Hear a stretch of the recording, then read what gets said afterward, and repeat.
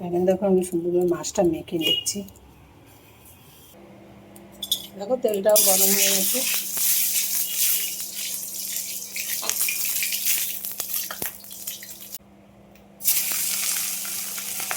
মাছগুলো হয়ে গেছে, আমি নামিয়ে দিচ্ছি। দেখো মাছগুলো ভেজে নিয়েছি কড়া করে, দেখো সুন্দর করে। আর এদিকে দেখো আমি এখন গাঁটিটা কষাবো। হলুদ দিয়ে দিলাম, নুনটা দিয়ে দিলাম,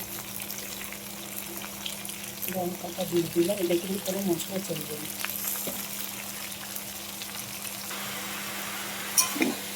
দেখো ভালো করে কষিয়ে নিচ্ছি।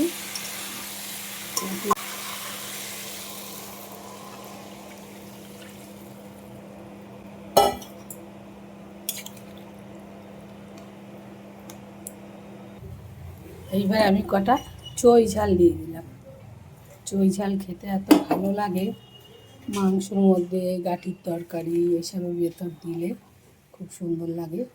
আর চই ঝালটা খাওয়াও খুব উপকার। তরকারিটা ফোড়ন দেবো। দেখো নামিয়ে দিচ্ছি। কড়াটা গরম হয়েছে, তেল দিয়ে দিচ্ছি।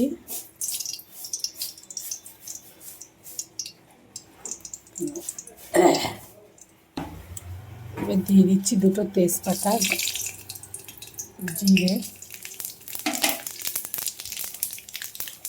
জিরেটা সুন্দর করে ভেজে নেব।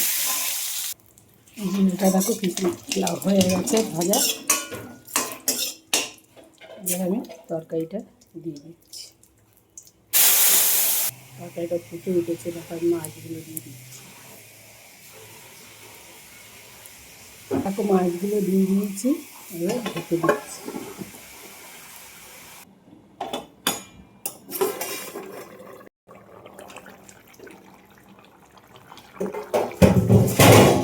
তরকারিটা হয়ে গেছে, আমি এখন নামিয়ে দেবো। ধনে পাতাটা দিয়ে দিচ্ছি।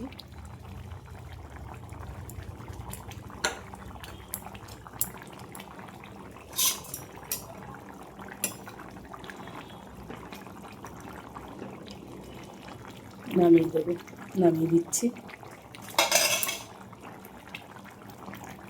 দেখো তরকারিটা নামিয়ে দিয়েছি।